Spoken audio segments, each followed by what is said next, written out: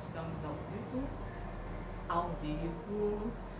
Oi, gratidão. Estamos ao vivo. Boa noite. Oi, Claudinha, gratidão. Boa noite. Obrigada por aceitar o convite, né? Participar da live. Muito obrigada. Nossa, estou um pouco nervosa hoje, engraçado, né? Eu tô há 3 dias fazendo live e hoje eu tô um pouquinho nervosa. Então é por isso que, como sempre, eu vou dar uma respirada. Vou chegar aqui um pouquinho para trás, porque tem uma mágica aqui, que tem uma hora que fica mais claro, outra hora porque eu não estou usando aqui o refletor do tripé, porque ele fica dando reflexo nos óculos, né? E fica muito ruim para postar depois a imagem. Aí eu tô deixando só da luz aqui do ambiente. Então, desde já eu vou convidando as pessoas para participarem. E enquanto o Instagram envia lá o convite para as pessoas participarem, para se entrar, eu vou convidar todo mundo a respirar, né? Vamos fechar os olhos um pouquinho, inspirar profundamente, encher os pulmões, encher o abdômen, encher o corpo todo, e a gente solta bem devagar, esvaziando por completo. A mesma energia que a gente se preenche, a gente solta. A gente toma a vida e a gente solta, se desapega, libera a vida, para que ela retorne para sua fonte.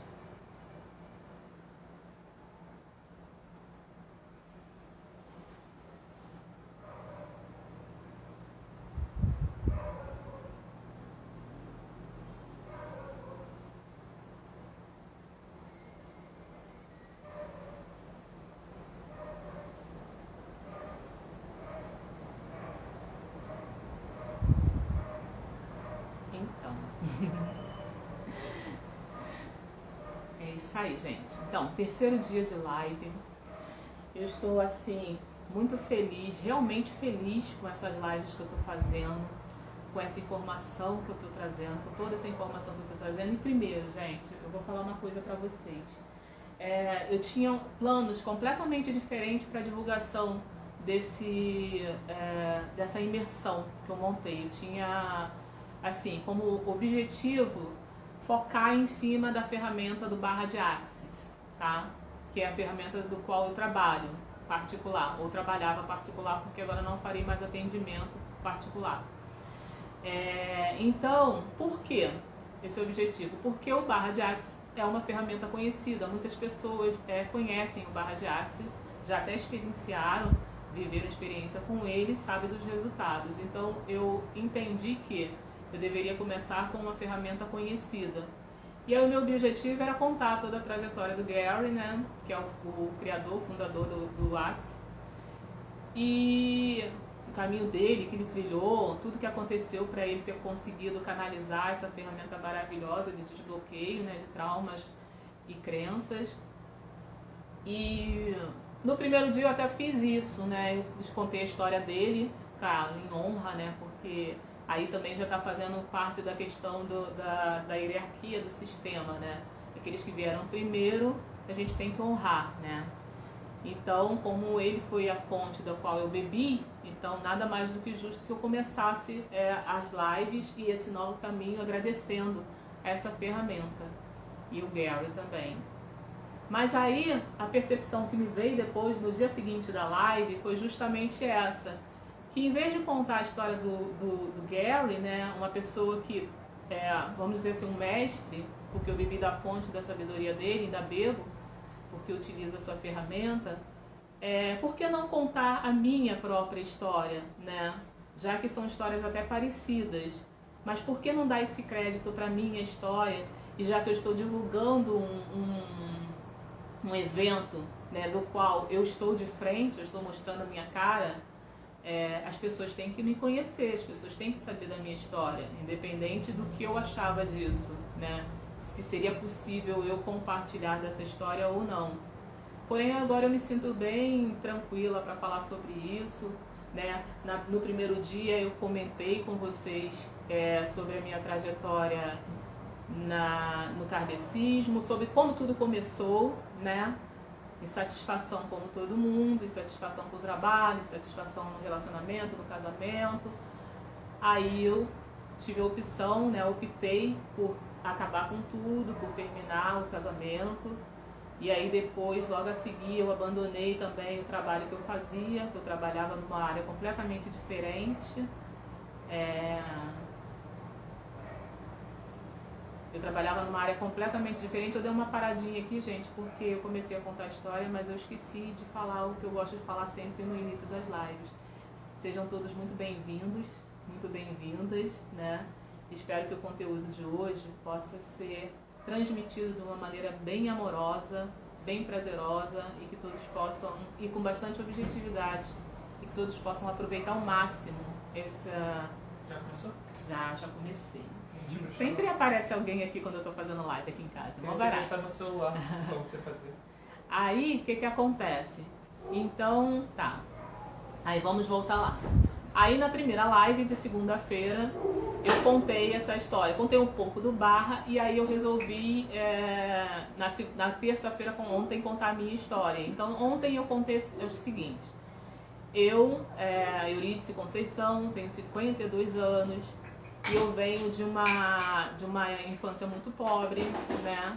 Como praticamente todos os brasileiros, né? Eu venho de uma infância muito pobre e eu cheguei no momento da minha vida, me casei, tal, e cheguei no momento da minha vida de insatisfação completa. Eu não estava mais satisfeita nem com o meu trabalho e nem com o meu relacionamento.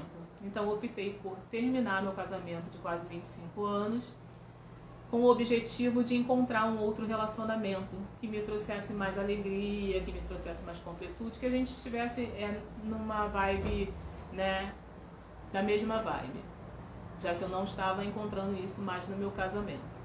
E logo depois eu também optei por abandonar o trabalho que eu fazia, que eu era confeiteira, eu tinha uma loja, né, e tal, e esse trabalho me consumia muito tempo, né? Eu trabalhava de segunda a domingo, então eu não tinha vida. Então o meu objetivo era o quê? Era encontrar alguma coisa que eu pudesse retomar a minha vida de volta, que eu pudesse aproveitar o meu tempo, né, com as pessoas que eu gostava, já que eu não tinha mais tempo para isso. E aí, nesse caminho, né, de largar tudo para trás, eu tomei essa decisão de largar tudo para trás, assim, não olhar para trás, entendeu? Eu vendi tudo, eu me desfiz de tudo, de qualquer apego que eu pudesse ter ou possibilidade de voltar para trás.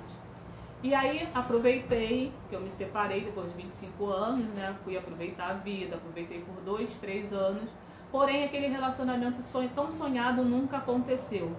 Eu até encontrava pessoas legais, pessoas do qual eu gostava, que gostavam de mim, mas por incrível que pareça, de alguma forma, alguma força oculta fazia com que a gente não conseguisse ficar juntos.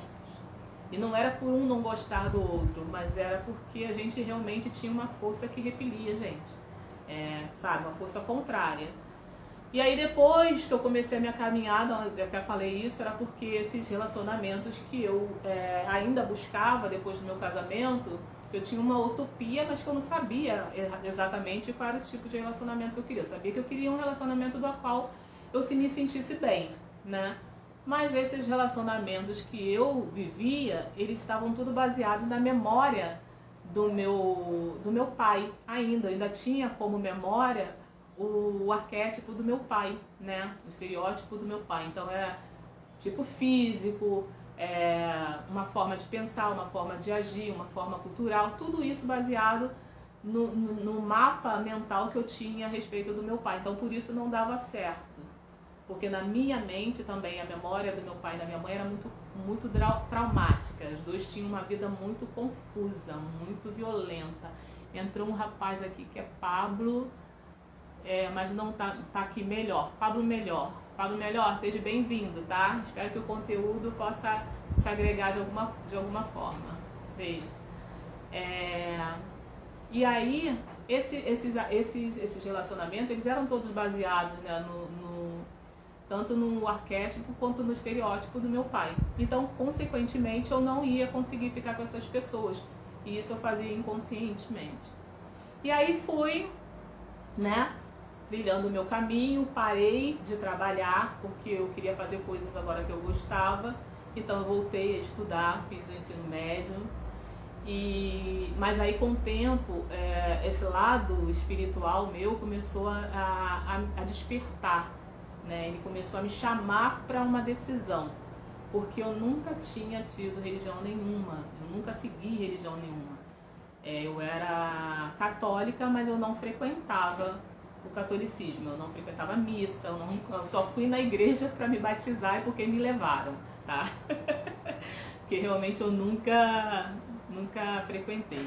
E também não fiz meus filhos também frequentarem. Eles, depois de velhos, né, de adultos, eles também resolveram não seguir nenhuma religião e eu respeitei isso.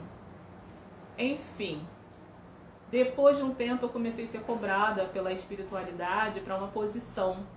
E esses sintomas vieram através de quê? Através de sono, eu não dormia.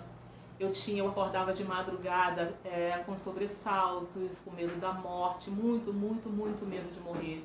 Eu lembro que eu acordava suando frio e eu ajoelhava e rezava muito. Porque, engraçado, era um paradoxo.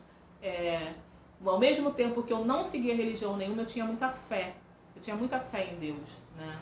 Eu tinha muita fé que tinha uma força, que tinha algo, né, que me ouvia e que me protegia. E aí eu acordava de madrugada e ajoelhava e pedia, e eu falava assim, com Deus, né? Olha só, você me deu a vida, só você pode me tirar. Então eu vou dormir agora. Se amanhã eu não acordar, foi porque você quis. Só porque você quis. Não porque outra força qualquer pudesse ter esse poder de tirar minha vida. E aí eu dormia. E no dia seguinte eu acordava, eu falava assim, poxa, então tá tudo bem, né? Eu tô protegida. Mas o tempo foi passando, e essa situação foi piorando muito mesmo. Foi piorando a ponto de eu começar a atrair pessoas para minha vida que não eram tão legais, né? Eu comecei a ir em ambientes também que eu também não achava legal. E aí aconteceu um fato num ambiente desse que me fez despertar para o seguinte, cara, eu vou ter que tomar uma decisão, eu não posso mais ficar aqui em cima do muro, né? Eu vou ter que ver o que é isso, né? Eu vou ter que ver o que é isso. Aí fui, uma amiga minha me levou num centro aqui perto da minha casa, é o kardecismo, né? Aí eu fiquei no kardecismo por 5 anos e trabalhava lá, fazia trabalhos de evangelização, esse tipo de coisa. Porém, depois de 5 anos, o kardecismo também não me sustentava mais. Eu queria saber mais e mais e mais e eu não tinha acesso no kardecismo. Eu não tinha mais clareza de detalhes, entendeu? Algo estava acontecendo comigo, eu queria respostas e lá, depois de um tempo, não me dava mais as respostas que eu queria. Aí, nesse meio tempo, entre 5 anos de kardecismo, eu conheci o yoga, né? Comecei a praticar yoga através da internet, em aulas através da internet. Seguia muito um canal chamado Namu, né? Yoga Namu. E eu tinha aulas maravilhosas, né? Ainda tem aulas maravilhosas nesse canal. E eu comecei a fazer yoga em casa, né? Eu me apaixonei tanto pelo yoga que às vezes eu ficava 2 horas até mais fazendo yoga. E aí comecei também a trabalhar a questão da concentração, da mente, da meditação. E aí a mente foi ampliando, claro, quando você coloca foco, né, em algo que você antes não colocava, aquilo começa a florescer. Então a mente foi se ampliando. E nisso que a mente foi se ampliando, eu fui tendo maiores percepções, né, das coisas. E aí uma vez me aconselharam a fazer o estudo mediúnico no centro kardecista. Aí o estudo mediúnico, lá no meio da meditação, né, um cagaço danado, porque com aquele meu histórico, né, de criança, A minha mãe, ela manifestava, né, energias em casa, entidades em casa, e a gente, ó, com o olho desse tamanho, sem saber o que era aquilo, ficava todo mundo apavorado. Então eu, abolia completamente essa questão de sair do controle. E na meditação você tem que sair do controle. Mas quando eu estava fazendo já a meditação através do yoga, isso para mim já era um pouco mais tranquilo, né? Aí nessa meditação, nessa aula para mediunidade, que eu comentei que eu estava sentindo algumas coisas, então você faz um teste para mediunidade. Foi quando aconteceu o boom na minha cabeça, né?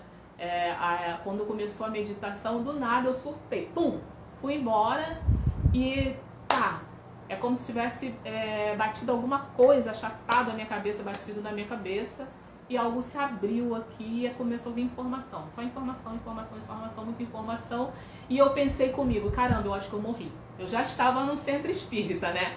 Eu falei, caramba, olha só, eu acho que eu morri. Engraçado que eu ficava lá recebendo aquelas informações todas, porque todos os sentidos foram ativados naquele momento. Audição, eu de olho fechado conseguia enxergar todas aquelas informações chegando, assim, como um turbilhão mesmo, vindo a falar. Aí eu pensava assim, gente, eu acho que eu morri, porque eles falam que quando a gente morre, né, a gente vê a nossa vida toda passar pela nossa frente. É isso que está acontecendo aqui agora. Tudo está vindo muita informação aqui, que tá descendo. Ainda pensava assim, olha só a besteira que você foi fazer, é por isso que você não queria fazer educação mediúnica. Agora morreu, não tem mais jeito. E aí tá. E aí, depois daquilo, eu saí da sala, não falei com ninguém, né, que tinha acontecido aquilo, e nunca mais voltei para fazer. Falei, Deus me livre, não quero isso não quero mesmo. Aí larguei a educação mediúnica, um tempo depois larguei o kardecismo. Porque não por medo que eu larguei o kardecismo, mas o kardecismo por causa da repetição, né? Porque lá é um sistema de repetição, você tem que ficar repetindo o livro. Você vai até um livro e depois volta para o início e repete o mesmo livro. Porque eles dizem que quanto mais você lê o livro, mais você estuda, mais percepções diferentes você vai ter. Mas para mim aquilo não estava funcionando mais, porque era como se eu estivesse tendo mais do mesmo. Então aí eu saí definitivamente do kardecismo sem olhar para trás também.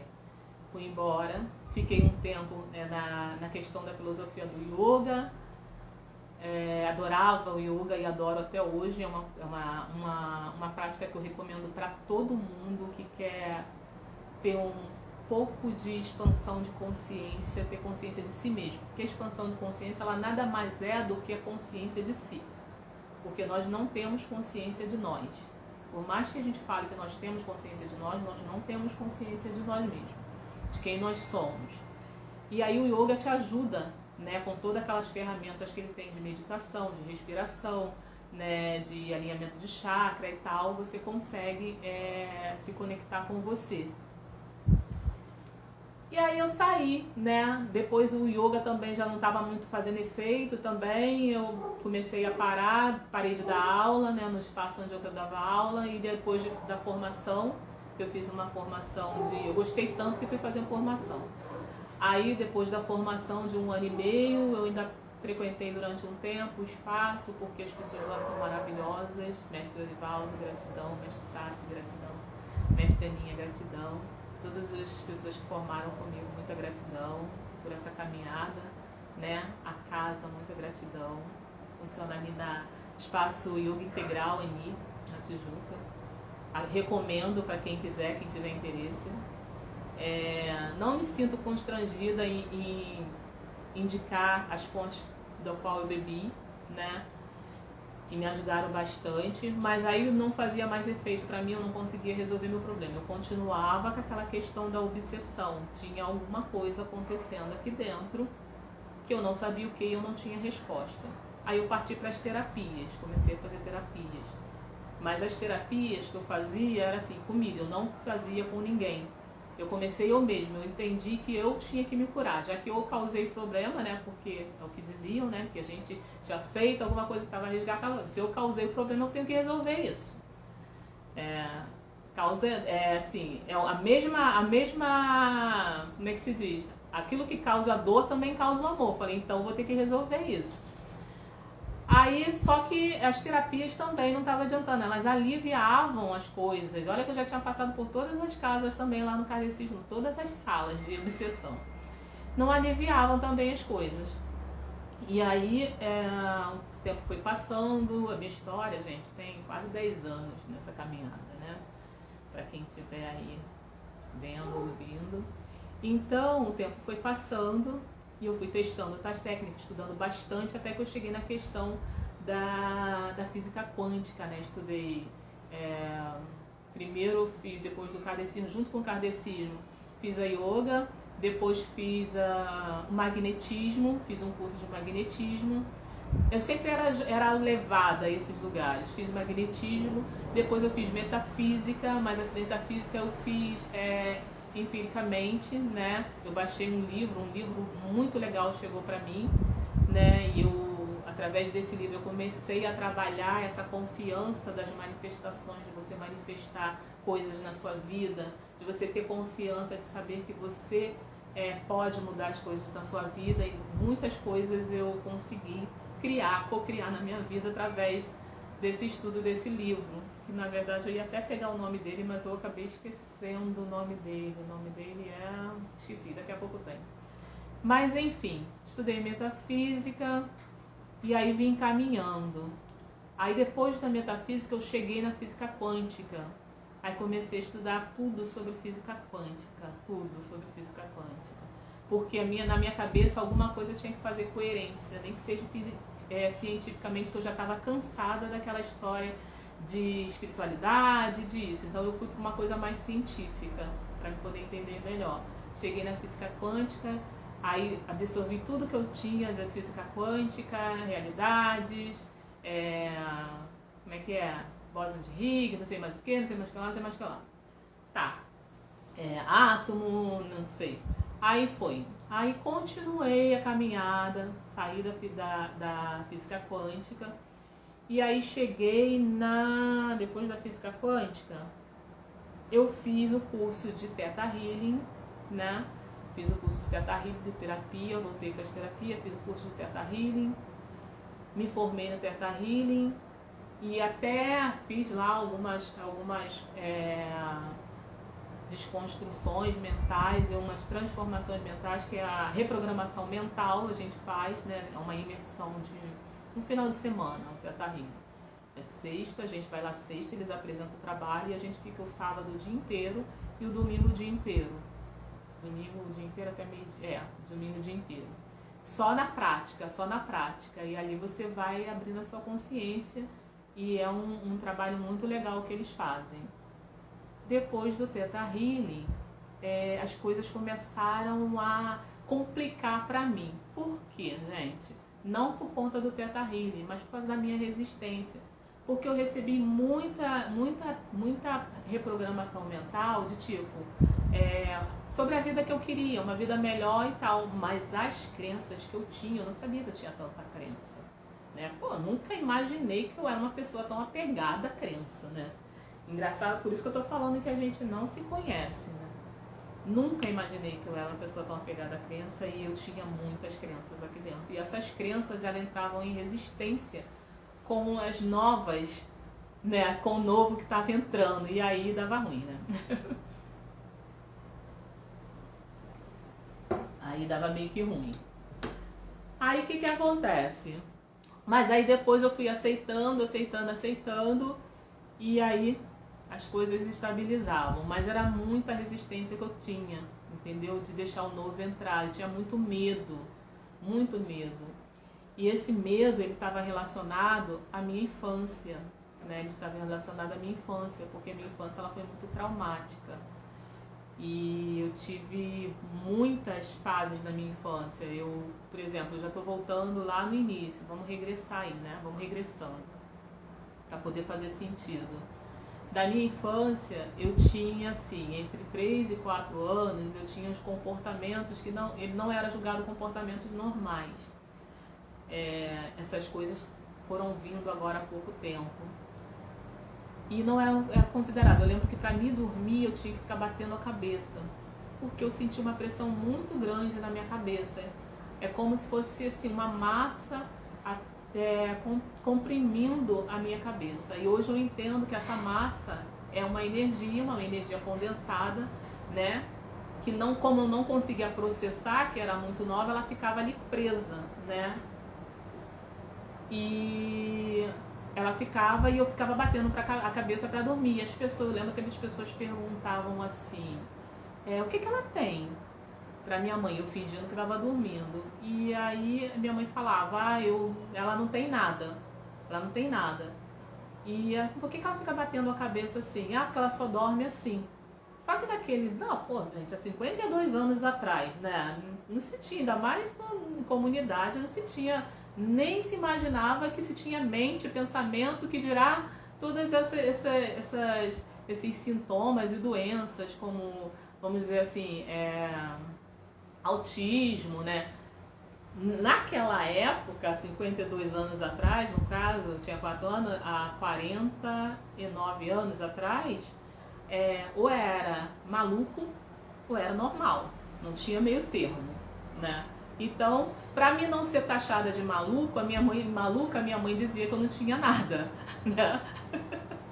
Só que nem ela tinha paciência, porque às vezes eu demorava tanto a dormir que ela ficava, já vai começar essa louca, já vai começar a maluca, para com isso, sua maluca, senão você vai apanhar. Aí eu parava, mas assim, eu não conseguia dormir. Enquanto eu não me desviasse daquilo, eu arrumava uma estratégia, aquilo era uma estratégia para mim não me conectar com aquela pressão que eu sentia na cabeça. E aí o tempo foi passando, 4 anos, foi embora e tal, e minha mãe e meu pai brigavam muito, era muita briga, muita violência, muito ciúme. Então foi nesse ambiente que eu cresci. E essas memórias ficaram todas presas aqui, ficaram todas aqui comigo. Eu trouxe elas todas comigo. E aí fui crescendo. A última vez que eu me lembro de ter tido um processo desse, de ficar batendo a cabeça para poder aliviar minha mente, eu já tinha uns 13, 14 anos por aí. Aí depois, com o tempo foi passando, 13, 14 anos eu tive mais ou menos a última vez que eu lembro de ter me utilizado dessa técnica. E aí depois não tive mais. Porém, o que aconteceu? Entre 13 e 14 anos por aí. Quando eu tinha mais ou menos 15, 16 anos, 16 para 17 anos, eu já namorava meu ex-marido, do qual eu me separei. E o que acontece? Como eu queria me casar, fazer casa e tudo, e a gente já namorava um tempo, namorava desde os 15 anos, né? Eu já ia fazer 17, já tinha quase 3 anos. Quer dizer, o cara tava passando mal e eu passando mal junto. Como a gente já tinha feito a nossa casa e tudo direitinho, comprado os móveis, mas eu queria terminar tudo para casar com tudo pronto, não ter que ficar para deixar nada para depois, porque eu sempre tive esse processo de ser, muito organizada com o que eu queria. Eu sabia exatamente o que eu queria e eu tinha a paciência de esperar para conquistar aquilo. E aí, o que aconteceu? Nós tivemos relações, né, antes do casamento. E eu lembro que eu falei com a minha mãe, a casa caiu, né? A casa caiu por quê? Porque ela esperava mais de mim. Ela queria que eu casasse de véu grinalda para realizar o sonho dela. E isso não aconteceu, então, quer dizer, eu trouxe uma grande decepção para ela. Ela fez o que tinha que fazer, um escândalo, na hora ela não fez, ela só ficou chateada, eu vi. Mas um tempo depois, minha mãe tinha problema com bebida, ela era alcoólatra, tá? Alcoólatra. Hoje em dia eu falo isso e é verdade. E ela também já tinha admitido antes de morrer que ela tinha problema com bebidas. Então ela era alcoólatra. Então um dia eu cheguei em casa e ela estava bêbada, né? Ela sempre estava bêbada, sempre. Ela chegou a um ponto de às vezes trocar o café pela bebida. E eu cheguei em casa, ela estava bêbada. E aí eu fui falar com ela, que ela só sabia beber, chamar a atenção dela e tal, e tal, e tal. E fui tomar banho. Quando eu entrei dentro do banheiro para tomar banho, veja bem, gente, eu tô compartilhando assim, coisas muito íntimas minhas, que eu nunca tive coragem de falar para ninguém. Só quem sabe disso é a minha irmã, porque quando aconteceu eu fui pedir colo a ela, pedir socorro a ela. É minha irmã mais velha. Quando eu entrei dentro do banheiro, ela entrou atrás de mim e ela começou a me espancar dentro do banheiro. Mas assim, porrada, cacete, bomba, de tudo quanto era lado. E eu não conseguia fazer nada naquela posição que eu tinha. Eu só conseguia me proteger e perguntar por que ela estava fazendo aquilo. E às vezes nem voz eu tinha para perguntar nada. Eu só gritava e chorava, pedindo para ela parar. E aí, isso agora tudo é uma moça, né, tal, dentro do banheiro. E aquilo eu fiquei tão revoltada com aquela atitude dela, porque ela não tinha motivo para fazer aquilo comigo. Eu sempre tinha sido uma filha muito certinha, entendeu? Então eu achava que eu não tinha dado motivo, mas ao mesmo tempo eu achava porque eu tinha desacatado ela. Então criou-se aquela dualidade. E aquele trauma daquela surra gerou em mim também uma dualidade pior ainda. Porque o que aconteceu? Eu desenvolvi uma dissociação. O que é isso? É quando você sofre algum trauma muito forte que a sua mente faz assim, ó, tchum, ela separa. Fica lógica para um lado, emocional para o outro. Mas eu não entendia nada disso, gente, pelo amor de Deus, né? E aí, o que aconteceu depois dessa surra que ela me deu? Ela me deu uma surra, uma coça, né, daquelas. Eu fui para casa da minha irmã, falei com a minha irmã o que tinha acontecido, eu falei, poxa, eu fui honesta, falei o que tinha acontecido, né, eu tô com tudo certo, não fiz nada, eu tomei todas as precauções, eu tomei remédio que eu tinha pedido à minha irmã que era casada para me auxiliar nisso, e para não causar problema para ninguém, e olha só o que ela fez. E aquilo para mim foi uma coisa muito injusta, eu me senti muito injustiçada. E eu criei um ódio muito grande por ela dentro de mim. Mas ao mesmo tempo que eu tinha uma raiva muito grande dela, eu também tinha um amor muito grande por ela. Então criou-se dentro de mim o quê? Uma dualidade. Ódio e amor brigando entre si. Um, a emoção, o outro, a lógica. E essa era a causa da minha obsessão. Eu descobri isso há pouco tempo. Essa era a causa da minha obsessão. Porque a impressão que eu tinha depois dessa coça era que... Aí começou aqueles pensamentos, entendeu? Aqueles pensamentos distorcidos e tal.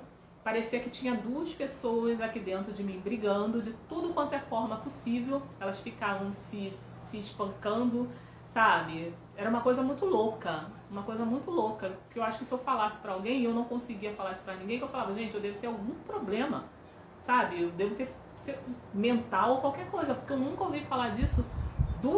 Uma pessoa que acha que tem duas pessoas morando dentro de si. Aí há pouco tempo, é claro, depois de estudar muito, eu entendi que nós temos duas energias que compõem, né, o nosso espírito, que é o feminino e o masculino, né? Todos nós temos essas porções dentro de si e elas correspondem ao hemisfério, né, direito e esquerdo, que é a lógica e o emocional, matéria e espírito, né? E elas se separaram, literalmente, era como se tivessem se transformado em duas pessoas dentro de mim, dentro desse receptáculo aqui, dentro desse corpo. E brigavam de todas as formas que vocês podem imaginar. E esse era o meu sofrimento, entendeu? Porque eu comecei a enxergar a vida durante um tempo a partir da loucura deles, dessas energias aqui dentro, dessa dissociação. Para mim enxergar as coisas como elas eram realmente, assim, por exemplo, às vezes eu olhava para uma pessoa, eu só conseguia ver merda na pessoa. Por isso que lá no centro pensavam que eu estava obsidiada, né? Porque geralmente os sintomas é esse, você começa a ver aquilo distorcido em todo mundo, né? Imagens sexuais distorcidas, tudo que você pode ver de ruim, você vê nas pessoas. Mas por quê? Por causa dessa briga que eles tinham entre si.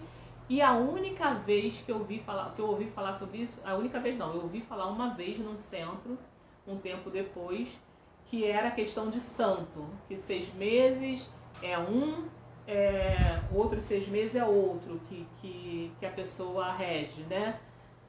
Mas eu falei, cara, não tem nada a ver com santo. Isso aí não tem nada a ver com santo, porque eu não sinto isso, né? E aí uma outra pessoa que foi até num espaço, lá na Ani, né, que nós tivemos acesso a um psicólogo. Aí ele falou pra mim, eu consegui contar isso pra ele numa dinâmica que teve. Aí ele me perguntou se eu não tinha, assim, se eu tinha tendências homossexuais. Não foi dessa forma, ele perguntou bem amorosamente se eu ficava reprimindo alguma coisa e tal. Eu falei assim que não. Eu falei que não não tinha essa coisa. Então, na busca do conhecimento, gente, eu vou dizer com seriedade, eu fazia qualquer coisa.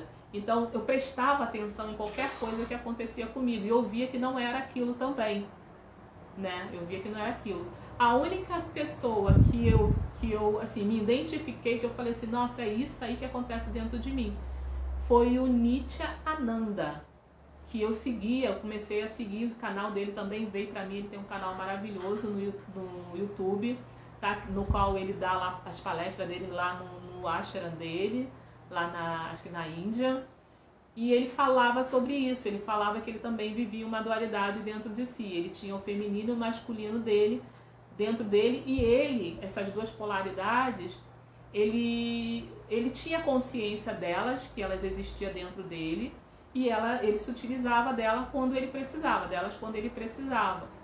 Tanto que se vocês forem lá, quem estiver vendo esse vídeo, que se interessar aí lá no YouTube, o vídeo de Nityananda, ele é um mestre lá na Índia, muito famoso, vocês vão ver que toda assim, a gesticulação dele é feminina, mas é homem, né? Que ele tem essa noção de que o feminino e o masculino dele habita dentro dele, essas duas polaridades, mas você opta por uma, né? Então as duas têm que se unir para que aquela que foi escolhida possa fluir na vida de uma maneira leve, de uma maneira tranquila. Esses dois hemisférios, eles têm a sua potencialidade, né? Eles têm toda a ferramenta possível. Por exemplo, o emocional, ele rege a criatividade, né? É 95% do cérebro, né? O emocional. Então é uma criatividade imensa, é um potencial imenso. E o racional rege a lógica, né? Porque o emocional, por ser muito criativo, ele fica flutuando, né? Ele quer criar, ele quer brincar, que está ligado à nossa criança, né? Alegria, prazer. Então ele quer aproveitar a vida. E a lógica, que é o racional, dá uma paradinha e educa. A ideia é que essa lógica eduque essa criança. Não que castre, mas que eduque essa criança para que ela possa se comportar um pouquinho, né? Possa diminuir um pouquinho essa fluidez, né?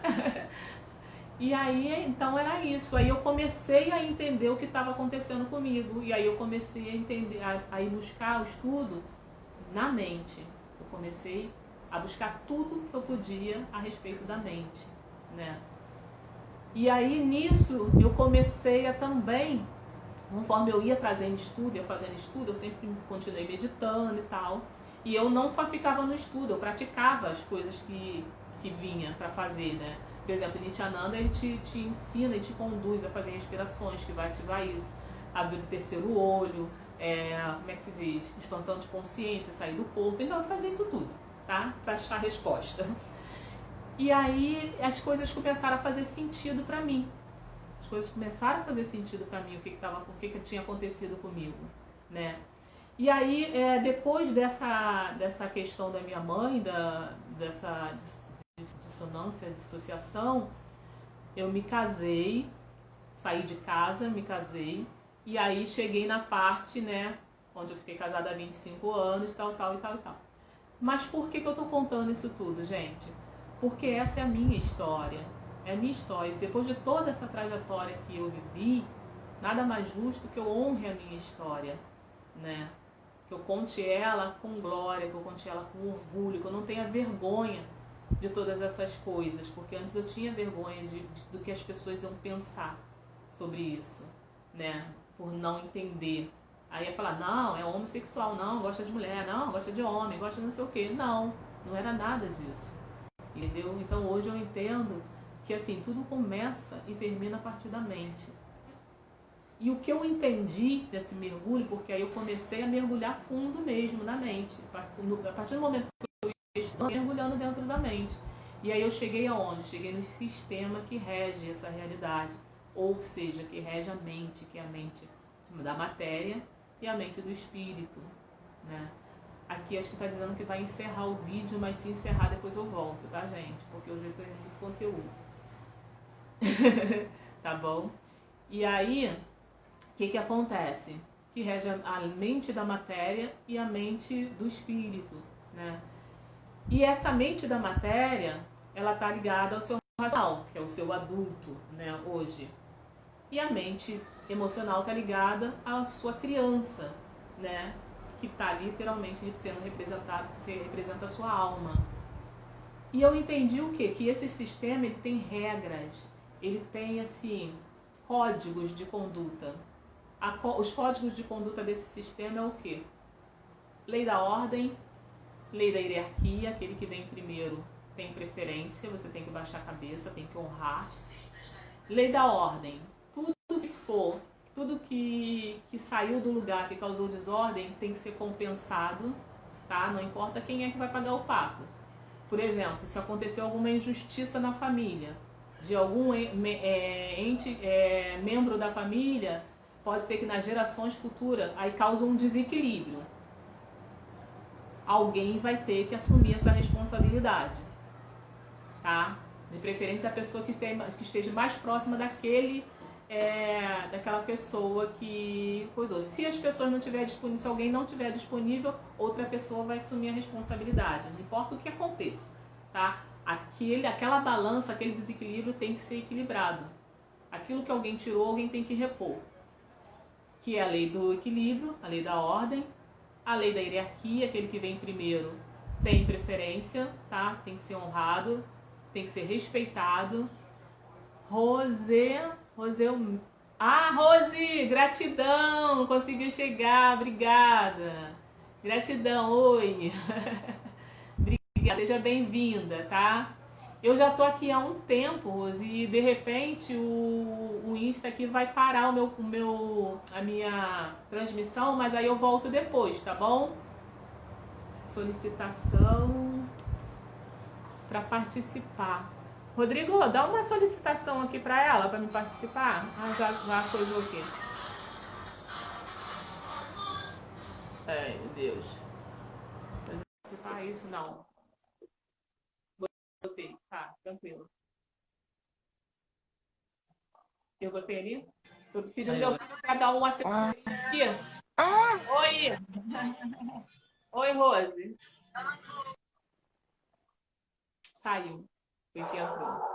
Mas tudo bem. Olha só. Rose, vou fazer o seguinte com você, neguinha. Olha só, eu vou terminar o que eu tiver que contar e aí no final eu vou abrir para perguntas. Aí se você quiser, tudo bem.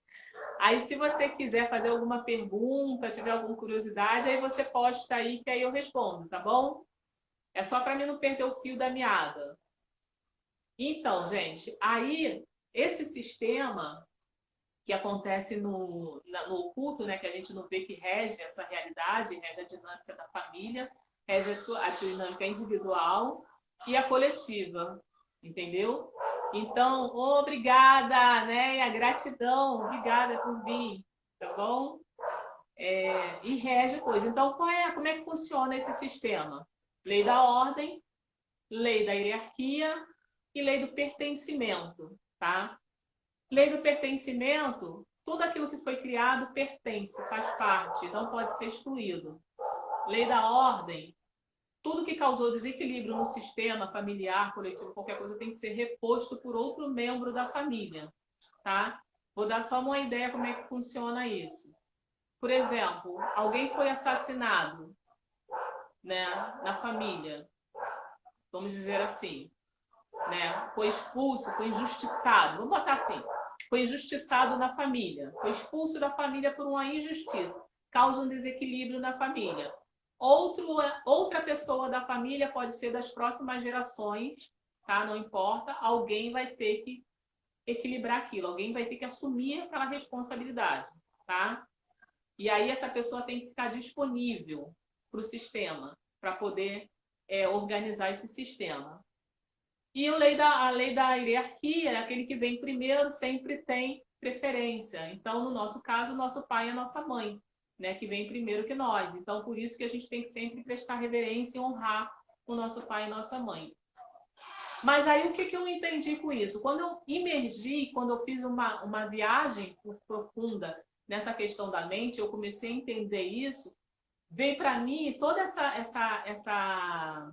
essas informações de uma forma diferente, entendeu? Aí eu ia anotando no papel, antes do boom que aconteceu aqui, que eu passei uma semana sem sair do quarto, fazendo uma limpeza energética, uma limpeza corporal, não sei. Eu sei que acontecia isso espontaneamente, eu ia sendo conduzida para isso.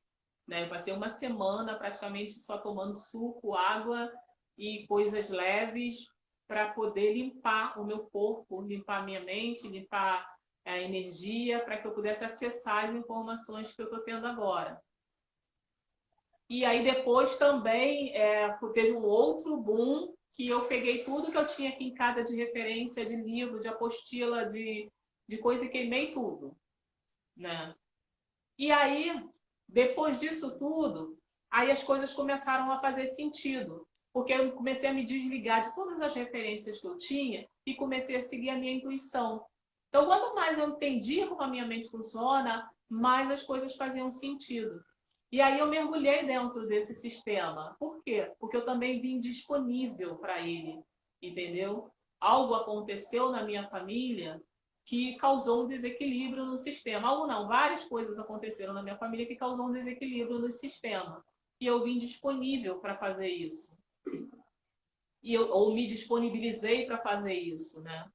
E aí eu comecei a entender como é que funcionava esse sistema da ordem, da hierarquia e do pertencimento. Só que as informações vinham para mim de outra forma. E aí, logo depois, eu comecei a me conectar com a questão da terapia da constelação. E aí eu vi que fazia todo sentido aquilo que vinha na minha mente. Entendeu? Todo sentido fazia.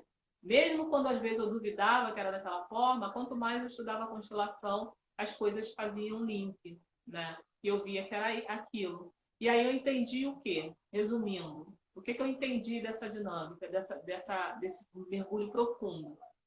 Que a gente, quando criança, por toda aquela referência que a gente tem, todas aquelas experiências dolorosas que a gente tem, e eu tive muitas experiências dolorosas, assim como eu, muitas pessoas, né? Infância pobre, passar necessidade, a mãe e o pai brigando o tempo todo, se espancando, se xingando, falta de respeito. Aí, junto com isso, vem a questão do quê? Da falta de paciência. Você é uma criança que tem alguma dinâmica diferente, você vem diferente, como era eu, caso que sentia aquele sintoma de ficar batendo a cabeça, as pessoas pensarem que eu era maluca, né? E não vem a falta de paciência, chama você de louca, manda você parar. E aí, quando você chora, manda você engolir o choro. E aí, quando você reclama de alguma coisa, começa a falar barbaridades a seu respeito. Essa é a dinâmica que a gente encontra na infância, entendeu? Em vários lares de baixa renda, vários lares da pobreza. E também fora dela, entendeu? E eu vou explicar isso por quê. E outra coisa também, que também castra, né, a nossa alma, que aniquila a nossa alma. Com isso, com todas essas nuances, né, com todas essas referências, essas vivências, o que acontece, gente? A nossa alma ela vai fazendo isso aqui, ó. Ela vai entrando dentro de uma caixa, que essa caixa tem várias camadas. Sabe aquelas bonecas russas, que tem várias bonecas uma dentro da outra? E aquela pequenininha lá no fundo? Então, aquela pequenininha é você, a sua alma. E todos esses xingamentos, todos esses pontos de vista que nossos pais têm, que o sistema onde a gente vive tem, né? O ambiente onde a gente vive tem, que o coletivo tem, e fora as suas percepções, né? Só que as suas percepções ficam lá dentro da caixinha, né? Aquela pequenininha encolhida lá dentro daquela banda de camadas pesada em cima de você que vão construindo uma montanha em cima de você. E aí, o que acontece com todas essas considerações? Elas vão formando traumas, bloqueios, crenças, que vão fazendo o quê? Vão te limitando, vão acabando com a sua resistência, através de quê? Da repetição. Todo dia você ouve que você é relaxada, que você é isso, que você é aquilo, que você é neguinha do morro, que você tem cabelo duro, que você... Sabe? E isso vai minando a sua resistência, vai minando a sua autoestima, vai minando a concepção que você tinha de si mesmo. Porque quando a gente nasce, como é que nós somos formados? Pela minha percepção que eu tive. Nós não somos formados quando a gente nasce, né? Nós somos formados muito antes, quando a nossa mãe ainda era criança. Quando a nossa mãe ainda era criança, isso a gente traz uma lógica para a dinâmica, tu imagina, tu tira pela gente. Quando a gente é criança, tipo 3, 4, 5 anos, você brinca, né, com as outras crianças, que você tem um filho, que você tem uma casa. Só que nesse momento em que você está ali brincando, você está criando na sua mente a sua vida futura. Aquele momento, você é a sua essência. E você está doando o melhor para aquela sua criação, porque ali você ainda não está contaminado por todas essas crenças, todos esses traumas, todos esses paradigmas. Entre 3 e 4 anos, você ainda conserva a sua inocência. 4, 5 anos. Elas ainda não estão afloradas, não estão te dominando. Então você consegue fugir delas e criar uma realidade linda e maravilhosa, fabulosa para você, onde você vai ser feliz, vai ter filhos saudáveis, vai ser rico, né? E é nesse momento que a gente realmente sonha, vai ser médico, vai ser advogado, vai construir um prédio, vai salvar o mundo, vai ser herói, né? Nesse momento a nossa imaginação está solta, a nossa criança está livre para criar um mundo realmente maravilhoso, fabuloso. Mas aí, conforme o tempo vai passando, as repetições dos xingamentos, né, todos esses questionamentos que os nossos pais trazem na infância deles também, eles não fazem por mal, vão apagando essa sua memória de liberdade, de criação criativa, de alegria, de felicidade. Você vai se esquecendo de usar a sua mente criativa para criar essas coisas. Você vai começar, a partir desse momento, né, que as crenças vão te dominando, vão te prendendo na caixinha, você vai começar a ver o mundo a partir dessas crenças, dessas dores, dessas percepções dos seus pais. As mesmas percepções que eles tinham dos pais deles, eles passam para você. E é através disso que você vai ver o mundo. A lente do qual você vai ver o mundo é através dos olhos dos seus pais, dos nossos pais, cheio de dores, cheio de doenças, cheio de escassez, cheio de traumas. Problemática mesmo. Então, toda essa realidade que a gente está vivendo nesse momento é uma representação dessa mente doente. É uma representação dessa criança que ficou doente, que esqueceu de quem ela era. Dessa alma que se perdeu lá no fundo desse abismo e ficou lá, sabe? Toda encolhida, com muito, muito, muito, muito medo de sair dali. Muito, muito medo, porque era tanta coisa em cima dela. Colocaram tanto peso em cima dela, que ela esqueceu que ela tinha um poder imenso. Ela começou a fazer o quê? Abaixar a cabeça. Sim, e falar sim, sim, sim. Quanto mais ela falava assim, mais encolhida ela ficava. Tanto pelo poder dos pais, da hierarquia, né? Tanto pelo poder do coletivo. E ela mesmo, o individual, não existia, passa a não existir mais. E nesse momento, o que acontece com a criança? Ela não fala. Ela para de falar, ela não solta a voz, ela afina a voz dela é uma voz fina. Então, se você vê um adulto por aí falando com a voz fina, com a voz de criança, esse adulto está com a criança dele, ó, sufocada ali dentro, entendeu? Ele fala com a voz de criança porque ele está ainda disponível para o sistema dele, para os pais, né? Porque os pais têm essa questão do... como é que eu vou dizer? Da autoridade. Então, nós, né, vemos os nossos pais como deuses, né, por causa da autoridade. Só que a autoridade que eles têm sobre nós é o medo. Foi conquistado através do medo. E foi essa autoridade, através do medo, que causou todos esses traumas. Porque pancada, xingamento, e era a maior parte do tempo, porque a menor parte do tempo você recebia um carinho.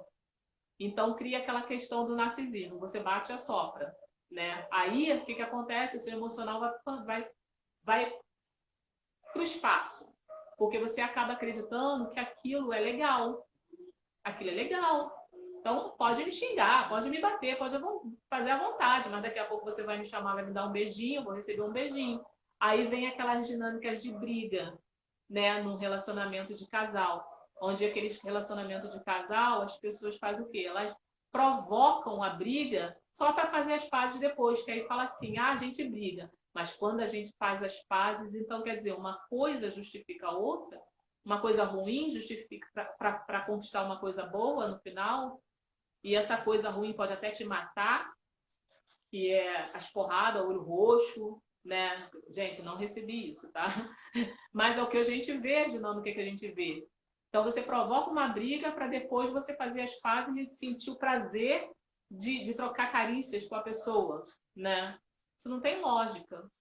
Então você se habitua a essa dinâmica, você se habitua. Isso acontece no nosso inconsciente, porque a gente nem tem consciência que a gente está sendo regido por essas crenças.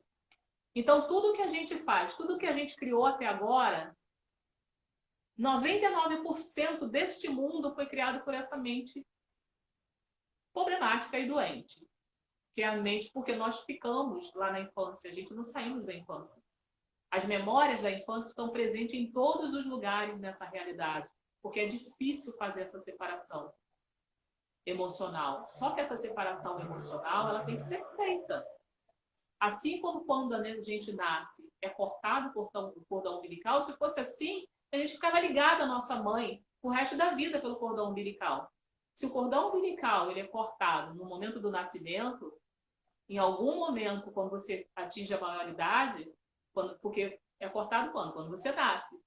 Se é cortado, é porque você está preparado para a vida. Então, você pode se desligar da fonte, da sua mãe. E quando você atinge uma idade, a maioridade, que é 25 anos, né, espiritual, você também tem que cortar esse cordão umbilical com os seus pais. Mas essa dinâmica, esse apego emocional que faz com que você fique preso emocionalmente aos pais, não deixa você sair para a vida, não deixa você ir para a vida. Aí o que acontece nessas situações? A pessoa não consegue sair de casa, fica lá um homem de 50 anos dentro de casa. Oi, Andréia, gratidão, seja bem-vinda, tá? Eu já entrei há um tempo, tá? Mas que os próximos conteúdos possam te agregar de alguma forma, tá bom? Beijo, gratidão por participar. Então, aí fica aqueles homens de 50 anos sem sair de casa, ou então o seguinte, o cara ou a menina sai de casa, mas assim, elas ficam em casa com a família deles preocupadas com os pais. Mas é uma preocupação doentia, entendeu? Uma preocupação não porque eu tenho que ligar para o meu pai todo dia, não porque eu tenho que falar com a minha mãe todo dia, não porque eu tenho que saber que eles estão bem. Então você fica disponível para os seus pais. Você não consegue se desligar, você não vai para a vida, você não fica disponível para a sua nova vida, para a sua nova família. Jesus mesmo já falou, né? Porque a nossa família é a família que a gente forma, justamente por causa disso, porque se ela é emocional, ele tem que ser cortado, porque senão você não consegue ir para a vida. E se os pais morrem, então aí é que piora. Porque se você está ligado neles emocionalmente, você vai ficar vivendo através da memória deles. E nunca vai estar disponível para a sua real família, para a sua família que você construiu. E aí acaba casamento, acaba tudo, né? Quando você vai ver, você não tem mais nada, não sabe por que as coisas, sabe? Foram embora. Mas foram embora por quê? Porque a energia que você tinha que estar dando para o seu casamento, para os seus filhos, para a vida que você construiu, já que você recebeu ela de herança, você está devolvendo para os seus pais. Porque você entende que se eles te deram a vida, você tem que devolver a vida para eles. Mas só que isso não é certo, isso não é correto. Porque a vida que eles nos dão não é a vida em si. Não é a vida em si. A vida que eles te dão é justamente a possibilidade de fazer diferente. Não é para você ficar presa a eles e fazer a mesma coisa ou a repetir a vida deles. Eles te dão liberdade para fazer diferente. Entendeu? Mas você não consegue fazer isso porque você se liga emocionalmente a eles, não quer deixar eles irem embora. A gente nunca quer deixar aquelas pessoas que a gente gosta muito ir embora, né? A gente sempre fica no apego. Mas a nossa vida é uma vida fluídica. A gente vai, a gente percorre o caminho, faz uma experiência, depois solta. Percorre outro caminho, experiência, depois solta. Vive um relacionamento, experiência, solta. Depois solta, né?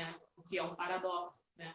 Porque se a gente for falar, tá faltando aqui 26 minutos, 26 minutos restantes, gente. Vai fechar aqui, mas em seguida eu volto, tá bom? Para concretizar isso aí. Então, o que acontece? A gente é viver essa experiência e seguir, né? Mas a gente não consegue, a gente fica preso àquilo ali. E toda hora a gente fica repetindo a mesma coisa, a mesma coisa, a mesma coisa. E a gente só atenta para isso quando